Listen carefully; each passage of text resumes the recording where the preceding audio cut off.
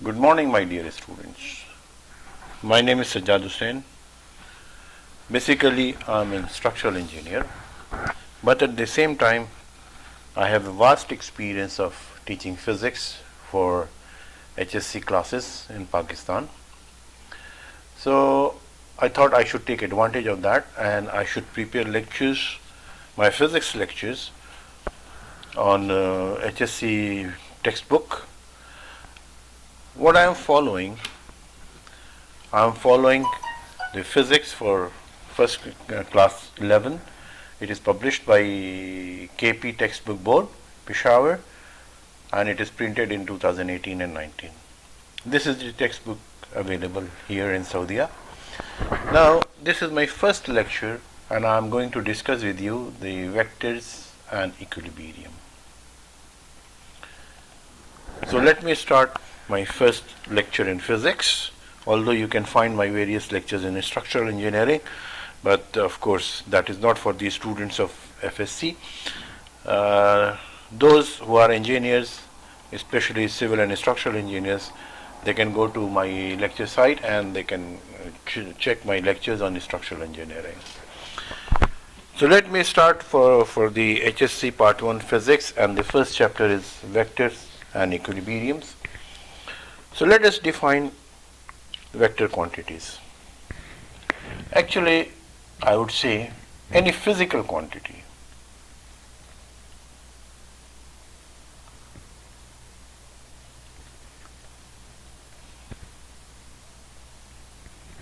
When I say physical quantity, that means a quantity which is measurable.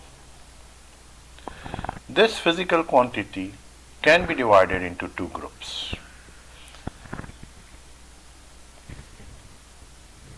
One is called scalar quantities,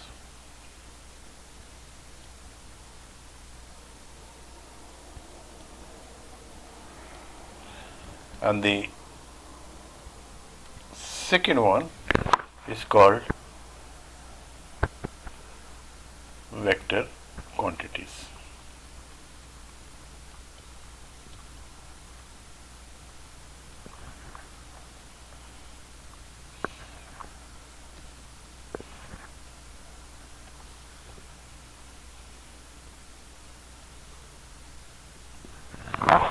So let us define scalar and vector quantities separately. Scalar quantities are those quantities which can be expressed by magnitude only. They need to express magnitude only.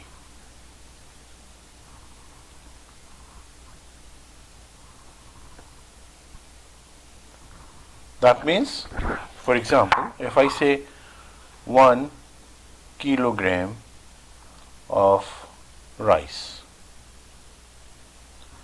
so that is sufficient enough to make you understand that what is the meaning of 1 kilogram of rice. Or if I say the distance between Karachi and Islamabad is 1500 kilometers, that is enough. So these type of quantities which are expressed solely by magnitude are called scalar quantities. But on the other hand, there are certain quantities which need not only the magnitude plus the direction also. That means the vector quantities are expressed by magnitude and direction, both.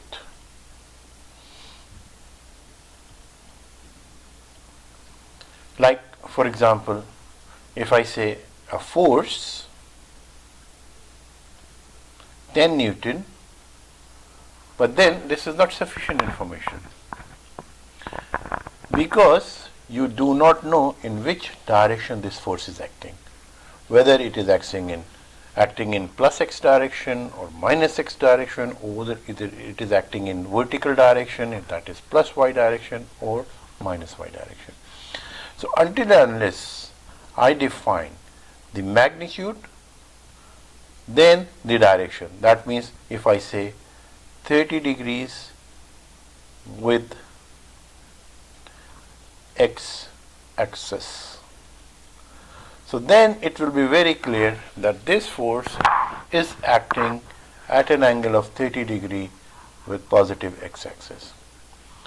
So this will clearly define you the magnitude and direction both, and then you will be able to understand what is the meaning of this 10 Newton force. Such quantities which need magnitude and direction both are called vector quantities. Now comes the point that if we need a magnitude and a direction to represent a vector quantity, then how we should represent it?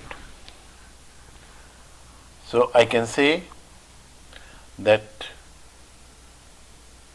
vectors are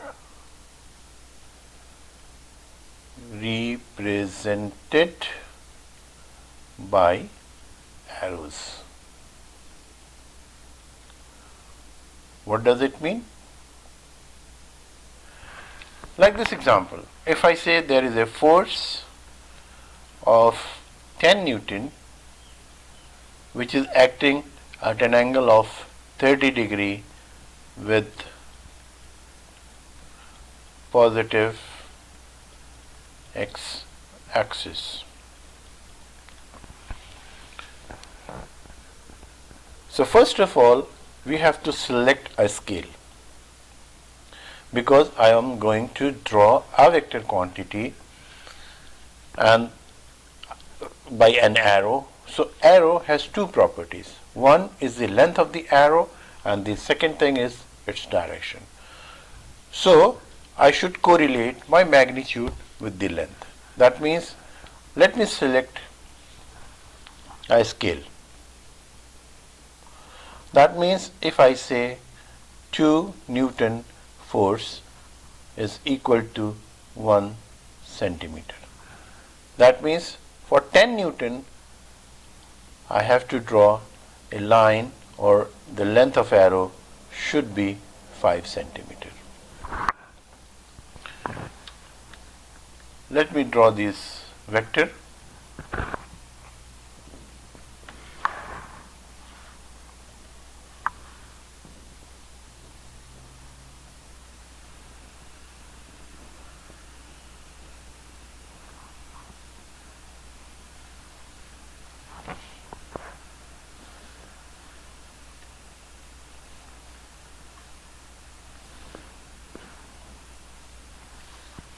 Sorry, let me erase this one.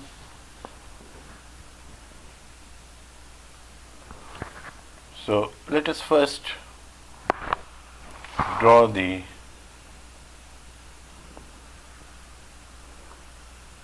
x and y coordinate system. So I can say this is x and this is y.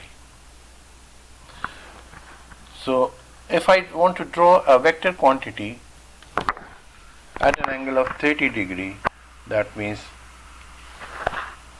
I will draw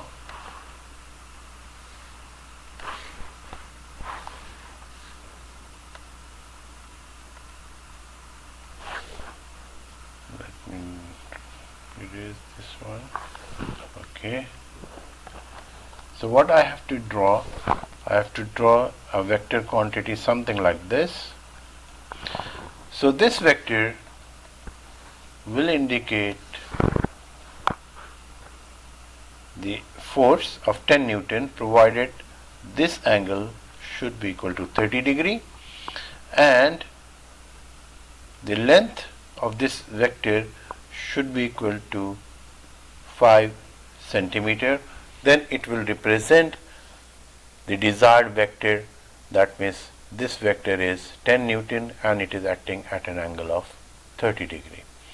So here I can say the length from this to this length should be equal to 5 centimeter. That means I can draw it to a scale measuring it exactly 5 centimeter.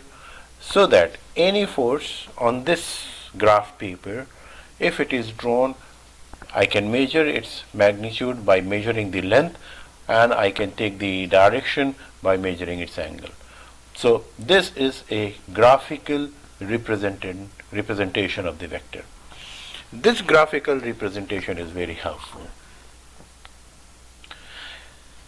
Now, with this x and y, this system is called Cartesian coordinate system.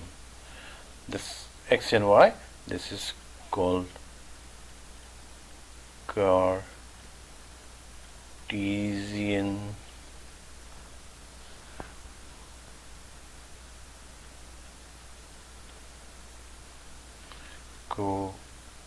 coordinate system.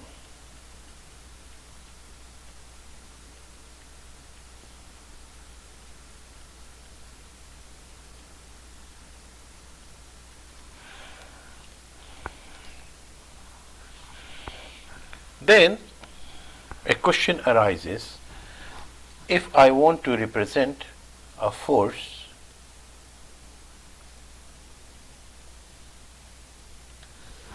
which is, say for example, 3 times of this force. So what will be the result? So the result will be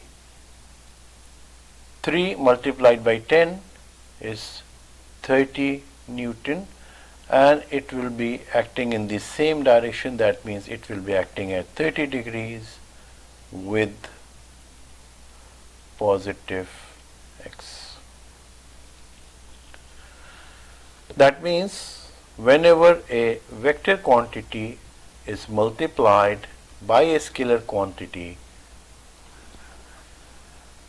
so we can say this is multiplication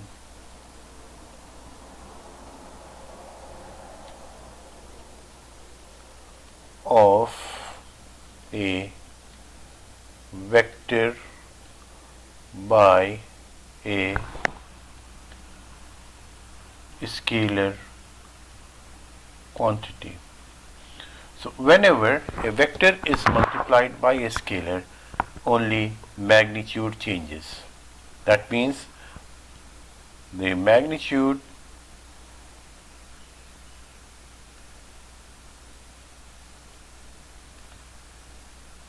will change, but the direction remains the same.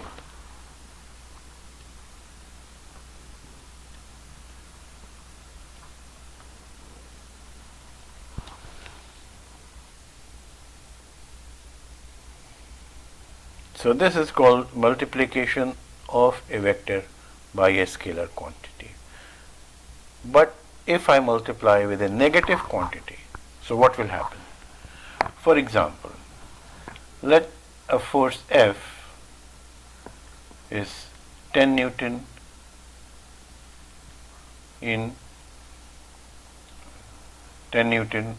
at an angle of 30 degree with x-axis. Now this force is shown something like this. So this is F. Now if I multiply this F, which is a vector quantity, let me show like this, by a scalar quantity of a negative sign, that means -1, so this will represent minus vector F. So what will happen? The same vector but in reverse direction. So that means their magnitude or their length will be the same. The only difference will be if this is plus, this will be negative. That means if one vector is acting in one direction, its negative will be acting in reverse direction.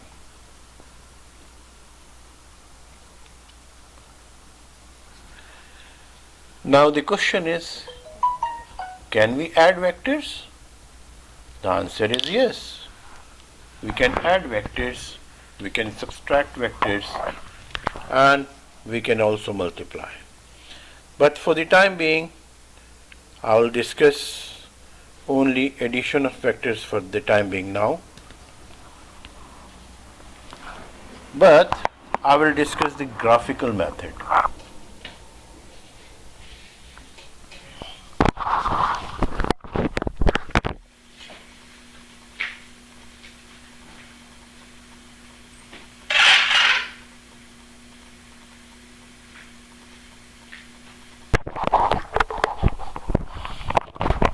Now I am going to discuss the graphical method of vector addition.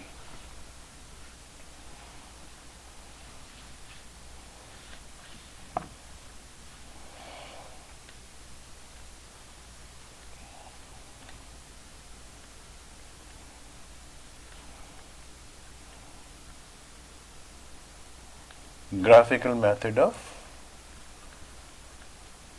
vector addition.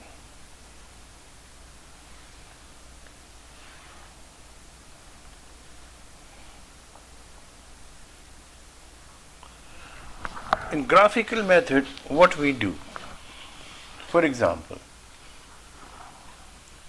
if I draw the Cartesian coordinate system, and if I draw vectors, say my first vector is drawn like this. That means this first vector is drawn from the origin, and whatever is the direction is like this. Here, this vector has two things. This portion is called head and this portion is called tail.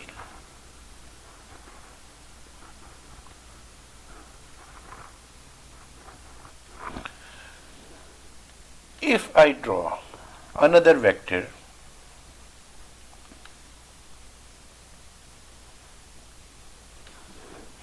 from the head, if I draw another vector, let this vector be A and this vector is B. So what I have done, I have drawn vector B. The tail of vector B is drawn from the head of vector A. So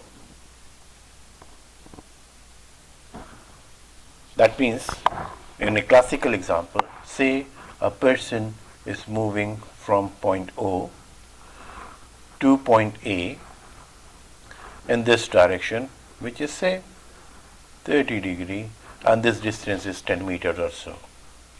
Then he moves at an angle of 60 degree from point A to point B, and this distance is, say, this is equals to 10 meters, and this distance is, say, for example, 20 meters.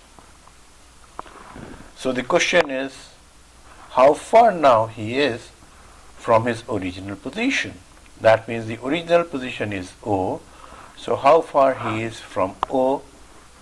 So what I have to do, I have to draw a vector from O to B.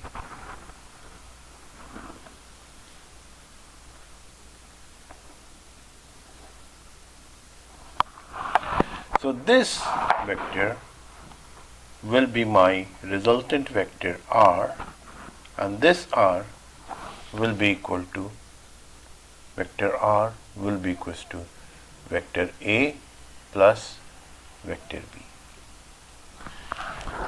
Now this is a pure graphical representation. You need a graph paper or you need your set square to draw exactly the angles and the length of the vectors depending on their magnitude, because we have already selected a scale and based on that scale we are drawing these vectors. So this rule is called head and tail rule. Head and tail rule of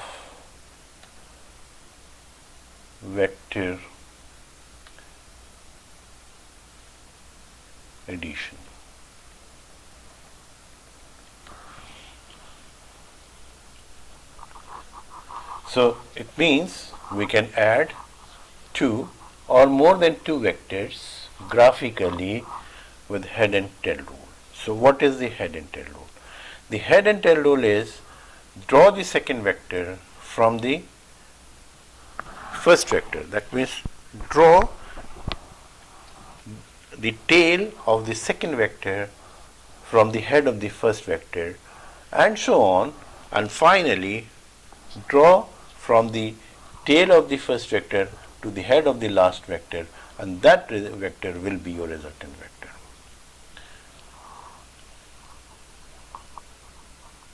Now the question arises, if we can add these vectors, like for example, if we add two or more than two vectors to get a resultant vector, is it possible that we can resolve a vector into its components? The answer is yes. We can resolve a vector into multiple components, but for our convenience we are going to resolve a vector into rectangular components.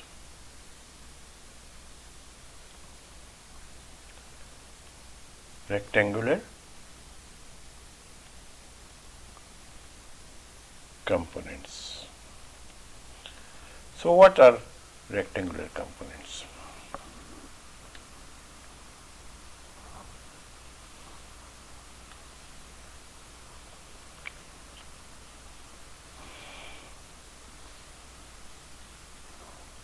So let us draw the coordinates. These are our x and y coordinates. Here is x, here is y. And we have a vector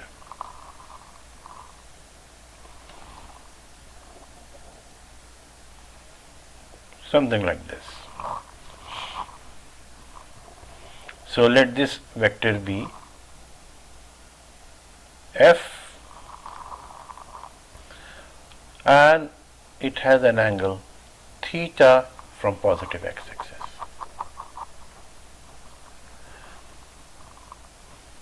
Now if I want to resolve this into components which are perpendicular to each other, then these two components are called rectangular components. For example, I can draw one vector over here,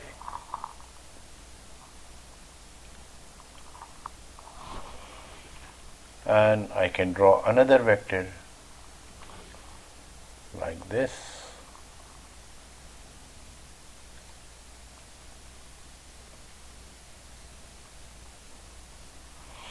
So let the origin be at O. This is A. So OA represents the actual vector F. Then the shadow on X is called its X component, that is represented as Fx. So this Fx is acting in X direction, and its shadow on Y axis is called Fy. This is called the Y component of vector F. And both these Fx and Fy are called rectangular components of a vector. So I can say that Fx and Fy are the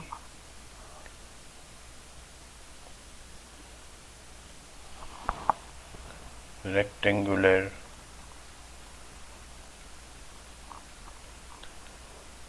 components of a vector F.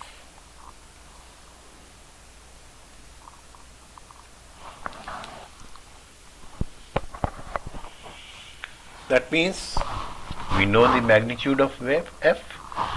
The vector F is known in its entirety. That means we can say that here we know F and its angle theta. These two quantities are known. So if f and theta are known, we can simply, by applying our trigonometric knowledge, we can calculate fx and fy. How? We know that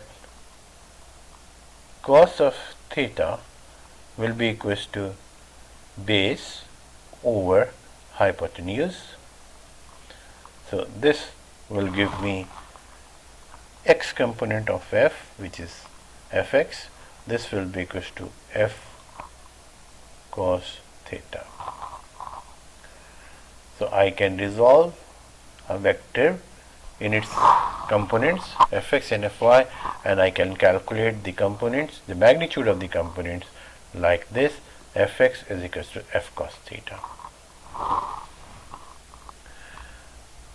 Similarly, I can say that sin theta will be equals to fy over f, which is perpendicular over hypotenuse. So this will give me fy, which is equals to f sine of theta. Very simple. If f and theta, that means a vector, is known, we can calculate its rectangular components.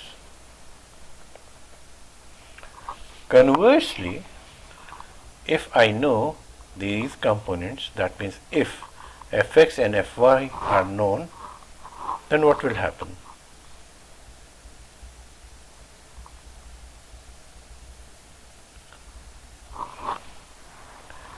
I can say if the rectangular components fx and fy are known,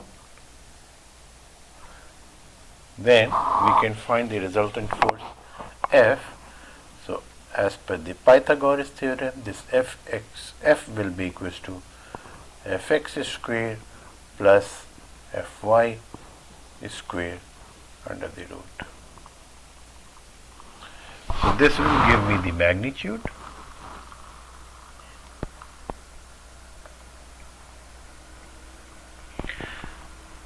and of course I know that tangent of theta is equals to perpendicular over base. So I can say that tangent of theta will be, theta will be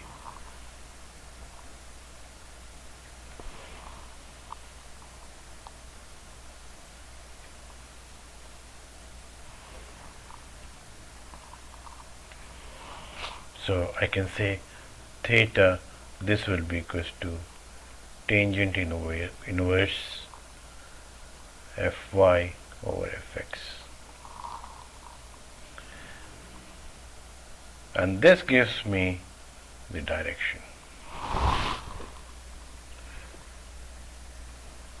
So if I know the vector and its angle, I can calculate the vector quantities, like fx is equals to f cos theta and fy is equals to f sin theta. If I know the components fx and fy, I can calculate the magnitude f, which is equals to fx square plus fy square, or I can evaluate the direction, which is equals to tangent inverse fy over fx. That means this theta, it will be equals to tangent inverse fy upon fx.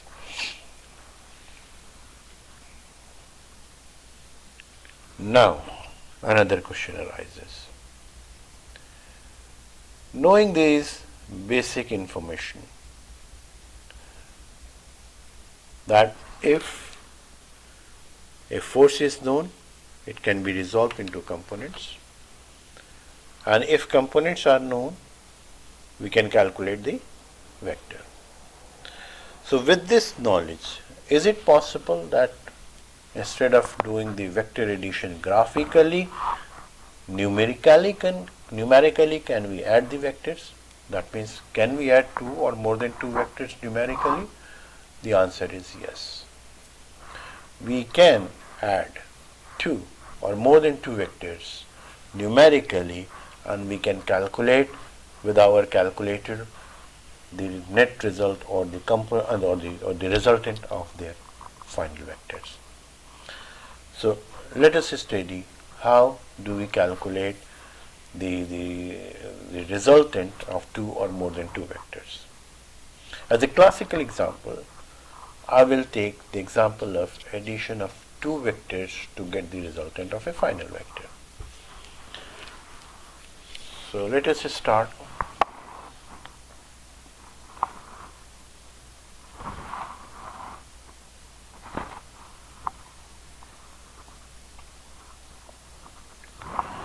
So we have x-axis and y-axis. Let us have two vectors. Vector number 1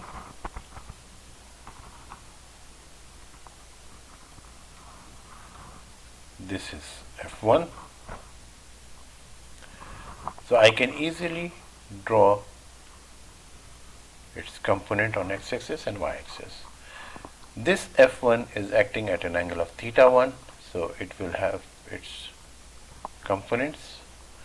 This component will be equals to f1x, and its y component will be equals to f1y.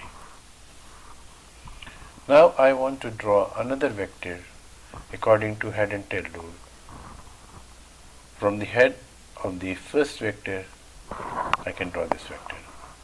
So let me call it f2, and I can also resolve this vector into its component. So here it will be f2x, or here it will be called f2x. They are two equal, and from here to here it will be f2y, or I can say from this point to this point it will be f2y. Now as per head and tail rule, I can draw my final resultant vector. The final resultant vector will be drawn from the tail of the first vector to the head of the last vector, and then this resultant vector is f, and as you can see, this f is equal to, graphically, this vector f is equals to f1 plus f2.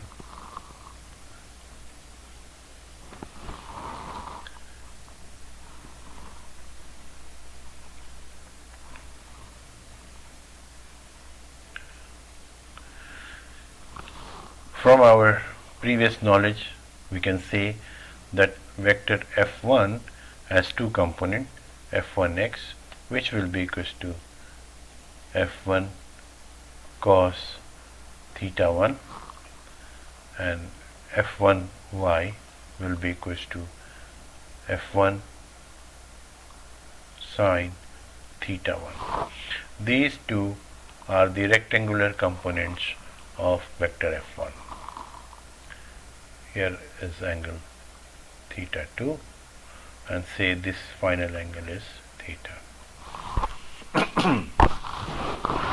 Similarly, I can resolve f2x, which will be equals to f2 cos theta 2, and f2y, this will be equals to f2 sin theta 2.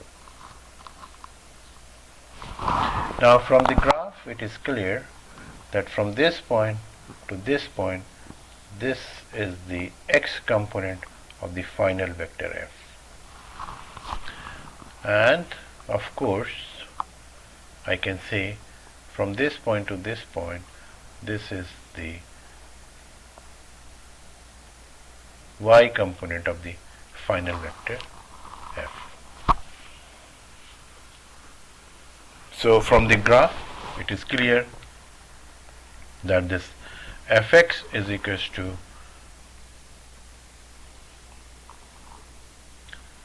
f1x plus f2x, or I can write this fx is equals to f1 cos theta 1 plus f2 cos theta 2.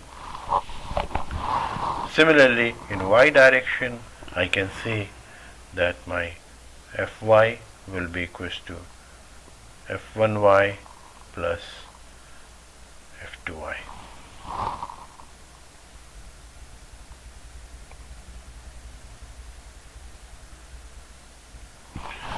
So I can write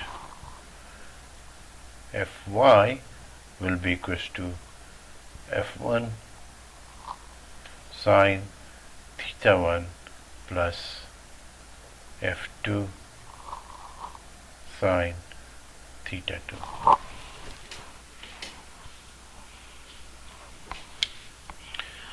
So if I know these quantities f1 and theta 1 or f2 and theta 2, I can calculate the y and x component of the final or resultant vector f. So once fy and fx are known, I can calculate f. So this f will be equals to fx square plus fy square, and of course under the root. So this will give me the magnitude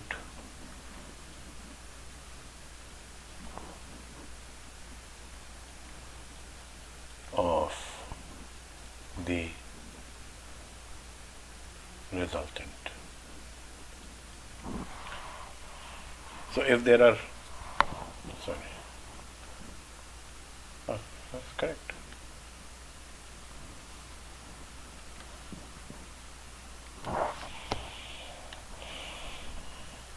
And I can calculate the final angle theta as is equals to tangent inverse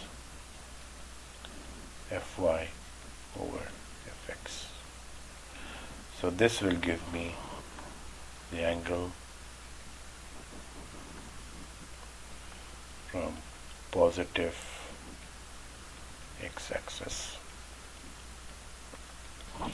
So now I can calculate the magnitude and theta as a final resultant or the resultant components.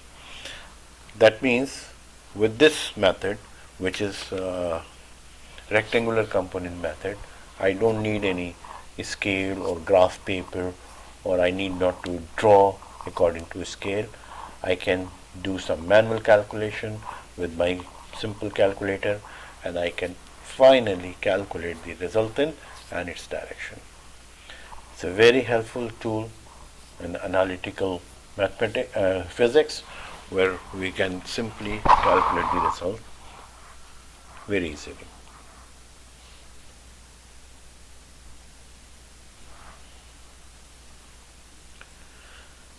This method is called simply vector addition by rectangular component method.